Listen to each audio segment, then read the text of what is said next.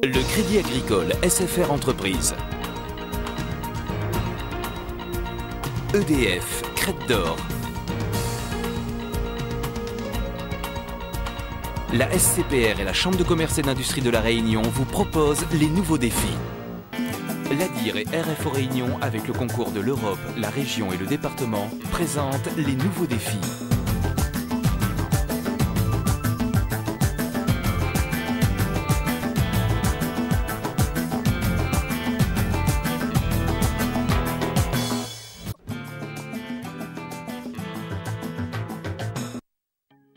Les régions ultrapériphériques citées noir sur blanc dans la Constitution européenne. Article 3326 qui reconnaît à nos régions des handicaps ouvrant droit à des aides pour participer en toute égalité au grand marché européen. Chaque mot de ce nouvel article de la Constitution européenne garantit quoi? Garantit aux régions ultrapériphériques, la Réunion, mais aussi les 6 autres régions, peut-être Mayotte un jour, un traitement spécifique, la reconnaissance du grand éloignement, la reconnaissance de l'insularité, la reconnaissance des problèmes spécifiques des marchés, notamment des marchés traditionnels de l'agriculture. Toute cette spécificité, parfois ces handicaps durables comme le grand éloignement, justifient sans doute davantage d'argent pour aider au développement, pour aider à l'emploi, mais aussi une application différente, une adaptation des politiques européennes communautaires. Est-ce qu'on peut dire alors que l'Europe ne voit pas de danger de concurrence déloyale dans le développement par exemple d'une industrie à La Réunion, d'une industrie propre à La Réunion? Non, il n'y a pas de risque de cette nature. En plus, nous avons affaire à des départements ou des régions qui ont une taille qu'on ne peut pas comparer à la taille du continent. Donc ne nous faisons pas peur. Ni les productions traditionnelles qui ont généralement une grande qualité, ni les industries ne peuvent provoquer ce genre de risque. Et puis j'ajoute que ce sont des régions européennes comme les autres, même si elles ne sont pas en Europe. Donc elles ont droit aux mêmes règles, aux mêmes chances, avec un accent financier et une adaptation qui est liée à leur situation géographique. Donc je ne crois pas à ce risque aujourd'hui, et je dirais même que l'Europe, plutôt que de voir ces régions ultrapériphériques comme un risque, ce qui n'est pas le cas franchement, doit les voir désormais comme une chance. Ces régions sont, comme l'a dit un jour M. Vergès et d'autres, nos frontières actives. Au 1er janvier 2004, l'Europe va accueillir 10 nouveaux membres, pour l'essentiel issus d'Europe centrale.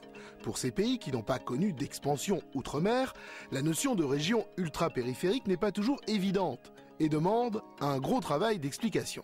Aucun des nouveaux pays de l'Union n'a de région ultra-périphérique et en fait, ils ne vous connaissent pas, ils ne connaissent pas les régions ultra-périphériques. Donc ça demande d'abord un temps de dialogue et d'explication et peut-être d'inviter des ministres ou des parlementaires ou des responsables professionnels de ces régions des pays d'Europe centrale à connaître et à comprendre et à aimer les régions ultrapériphériques des pays actuels.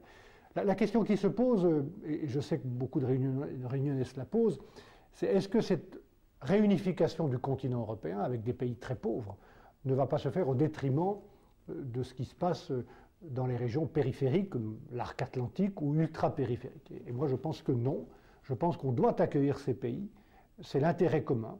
Réussir avec eux à l'est ce qu'on a réussi avec le Portugal, la Grèce ou l'Espagne au sud, réussir la convergence économique sans pour autant abaisser le niveau d'aide ou de considération qu'on a pour les autres régions actuelles de l'Union, parmi lesquelles les régions ultrapériphériques. Le drapeau européen fleurit de plus en plus à La Réunion. Travaux, écoles, aménagements divers. Les sommes que nous alloue Bruxelles chaque année sont considérables et participent pleinement au bien-être des Réunionnais. D'abord, l'Europe ne se substitue pas à la France, ni aux autorités de la région, du Conseil général, des communes ou des partenaires économiques ou sociaux. Nous accompagnons les projets pour le développement, pour la qualité de vie, pour la formation des hommes et des femmes, notamment des jeunes Réunionnais, où il y a encore beaucoup trop de chômage. Nous n'aidons pas ces projets avec des mots, nous les aidons avec de l'argent, 1,5 milliard d'euros, 1,5 milliard sur la période 2000-2006. Et c'est de l'argent qui est, je crois, bien utilisé. Il l'a été dans le passé, il l'est aujourd'hui, parfois sur de très grands projets comme la réalisation du basculement des eaux à La Réunion, le pôle de l'image que j'ai visité moi-même en mai 2001 au port, et naturellement sur des multitudes de plus petits projets agricoles, d'entreprises, de travaux routiers, d'aménagement forestier ou de développement rural. Formation des hommes et des femmes, encore une fois, qui est pour moi la priorité numéro 1, la formation humaine.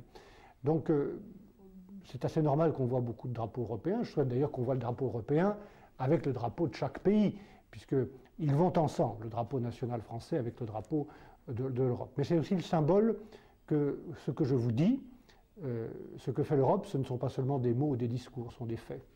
J'ai le projet de revenir à La Réunion, de retrouver les hommes et les femmes, parce que je ne peux pas bien faire mon travail de commissaire à la politique régionale en restant dans ce bureau à Bruxelles. Donc j'ai besoin de voir les gens. Je suis déjà allé en mai 2001, je vous l'ai dit, à La Réunion, pour une réunion des présidents du conseil régional, des 7 régions ultrapériphériques. J'étais déjà venu comme ministre français, dialoguer avec les Réunionnais. Je vais revenir probablement pour faire une visite régionale, aller à Mayotte également et peut-être à Madagascar. Peut-être avant la fin de cette année, en tout cas au début de l'année prochaine.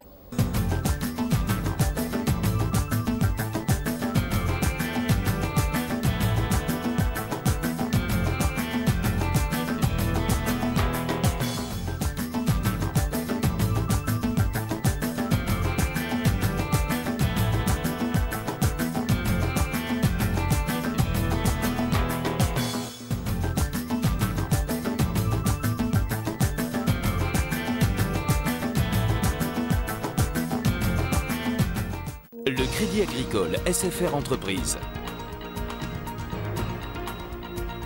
EDF, Crête d'Or.